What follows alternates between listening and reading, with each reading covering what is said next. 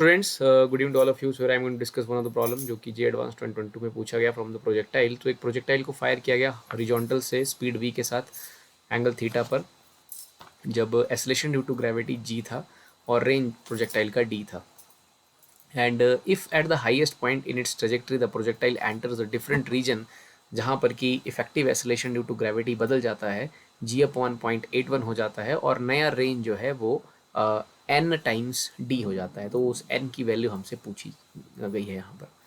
तो देखिए, अगर आप इसको प्रोजेक्टाइल को ऐसे फायर करते हैं at an angle theta with the horizontal के साथ अपने को थीटा दे के रखा है v स्पीड के साथ स्टूडेंट्स, तो उसका जो रेंज आता है वो d आता है। ये क्वेश्चन में बात कही गई है, d आता है और ये मैक्सिमम हाइट है और रेंज उसका d है।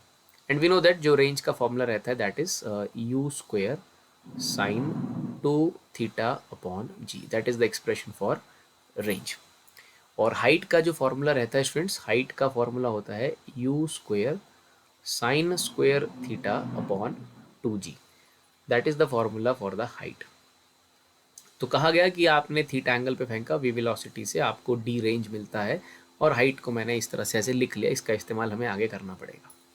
लेकिन अगली बार क्या हुआ कि अगली बार जब आपने इसे फेंका वही सेम वेलोसिटी के साथ सेम एंगल पर, तो हाईएस्ट पॉइंट पर पहुंचने के बाद at the highest point in its trajectory the projectile enters a different region. देखिए, वही सिचुएशन में फेंका था थीटा एंगल पर वी वेलोसिटी के साथ, तो ऑब्वियसली हाईएस्ट पॉइंट तक जो वो डिस्टेंस कवर करेगा वो d/2 कवर करेगा। पहले वो रेंज जो है वो d कवर कर रहा, तो आधी जो रेंज होती है वो d/2 होती है, तो अभी भी वो d/2 ही करेगा आधी रेंज, क्योंकि कंडीशंस में जो बदलाव हुआ है वो हाईएस्ट पॉइंट के आने के बाद हुआ है। लेकिन नाउ अब यहाँ पर इस रीजन में जो g है वो g/0.81 हो गई है। तो g की वैल्यू बदलने से स्टूडेंट इसके टाइम ऑफ फ्लाइट वगैरह पे असर पड़ेगा, जिससे कि अल्टीमेटली आपका रेंज पे असर पड़ेगा। अब यहाँ पर g जो है g/0.81 हो चुकी है, चेंज हो गई है g की वैल्यू।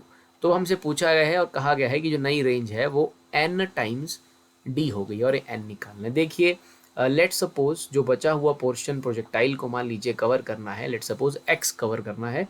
पहले वो आधा पोर्शन d/2 कवर कर रहा था, आधा d/2 कवर कर रहा था, बट अभी g का वैल्यू बदल गया है।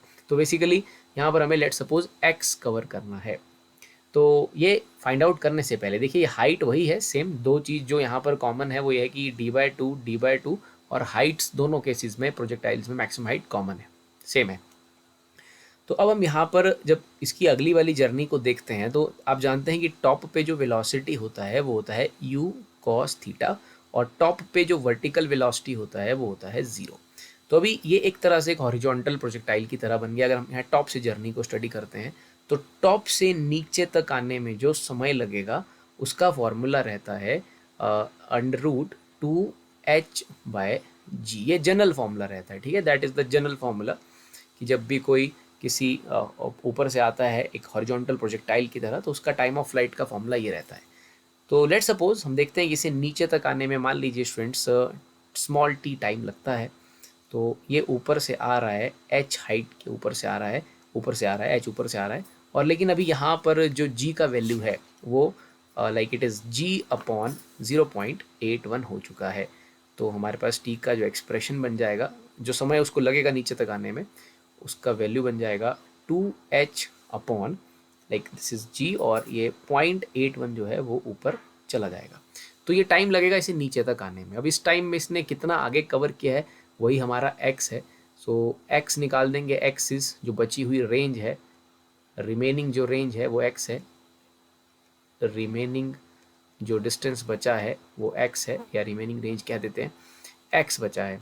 तो दिस डिस्टेंस, आगे की तरफ का जो डिस्टेंस है ये हॉरिजॉन्टल वेलोसिटी से कवर किया जाएगा। Distance is simply u cos theta, और इसे ये कवर करने में जो समय लगेगा वो स्मॉल t लगेगा, जिसकी वैल्यू है √2h इंटू 0.81 अपॉन g। अब हम इस बचे हुए डिस्टेंस x को इस स्मॉल d की टर्म्स में लिखने की कोशिश करेंगे ताकि हम इसको रिलेट कर पाएँ cos थीटा x की वैल्यू, और हाइट की जगह लिख सकते हैं स्टूडेंट्स हम u square sine square theta upon 2g। एक g यहाँ ऑलरेडी है इंटू 0.81, 2 से 2 कट जाएगा, एंड x इज बेसिकली यहाँ u बाहर चला जाएगा, तो एक u ऑलरेडी है that is u square cos theta sine theta and 0.81 का रूट आ जाएगा अपने पास 0.9 और जी स्क्वायर का बन जाएगा जी।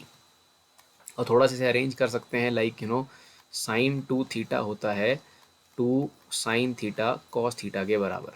सो यहाँ से हम like sign theta cos theta को लिख सकते हैं साइन 2 थीटा अपॉन 2, ठीक है। So then x is equal to like देखिए sine theta cos theta can be written as sine 2 theta by 2, so it is u square. तो इस cos theta sine theta को हम लिखेंगे साइन 2 थीटा अपॉन 2 और साथ में नीचे एक g भी है और साथ में बन रहा है हमारे पास 0.9। तो अगर आप देखेंगे वहाँ पर d की जो वैल्यू देखेंगे वो है u square sine 2 theta by g, u square sine 2 theta by g. तो ये जो u square sine 2 theta by g है ये हमने इसलिए लिखा ताकि हम अपने जो बचा हुआ रेंज है उसको d की टर्म्स में लिख पाएँ। तो x की वैल्यू आ रही है d into 0.9 upon 2, that is d into 0.9 by 2। तो अल्टीमेटली हमसे रेंज की वैल्यू पूछी गई थी। सो हमारी जो रेंज है वो हमें निकालनी है, that was d by 2 plus x. तो इसको थोड़ा सॉल्व कर लेते हैं। सो जो हमारी न्यू रेंज है that is d by 2 plus x और x को हमने d की टर्म्स में लिख लिया है दैट इज़ 0.9d अपॉन 2।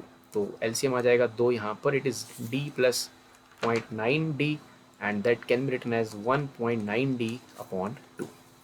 तो यहाँ से हमारी न्यू रेंज आ चुकी है, दैट इज़ न्यू रेंज। और अगर आप इसे सॉल्व करेंगे तो 1.9 को 2 से डिवाइड करने पर 0.95d आएगा, दैट इज़ 0.95d। और अकॉर्डिंग टू क्वेश्चन ये कहा गया था कि जो न्यू रेंज है that is n times d। New range को आई थिंक d डैश से डिनोट किया गया था ऊपर, d dash, yes it is n times d। सो जो हमारे पास आंसर आ रहा है वो 0.95d आ रहा है, इसका मतलब n की वैल्यू है 0.95। So that is the answer for this problem.